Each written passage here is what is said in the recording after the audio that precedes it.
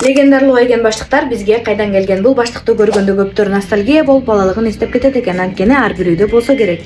2000-жылдары айген баштыгы Борбор Азия өлкөлөрүн каптап, көпчүлүгүнүн эсинде калган эч бир той айгенсиз өтчү эмес. Аны биз мем тамашалардан көрсөк болот. Бетинде Италия деп жазылганы менен бул өлкө менен түз байланышын таба албадык. Бирок айгенге тиешелүү товардык белгилер Өзбекстанда катталган экен. Мисалы, Айген Collection 2003-жылы өзбек Турк Шайхон Тохур Текстил компаниясына, 2008-жылы айген пакеттин дизайны Елена Салеевага катталган. Компания кийим тигүү тармагында иштеген, а Салеева бул компанияда ким болуп иштеген белгисиз. Бирок баштыктарды так ушул Шайхон Тохур Текстил компаниясы жапырт чыгарган деген маалыматтар бар экен. Ошондо дагы баштыктын максаты кийимдерди жарнамалоо болчу, бирок бара-бара баштык кийимден дагы популярдуу болуп кетти деп айтып жүрүшөт, бирок биз муну тастыктай албадык. Баса Айген Collection брендинин патенти 2033-жылга чейин жарактуу экен, а баштыктын дизайнынын патенти 2018-жылы эле бүтүп калыптыр.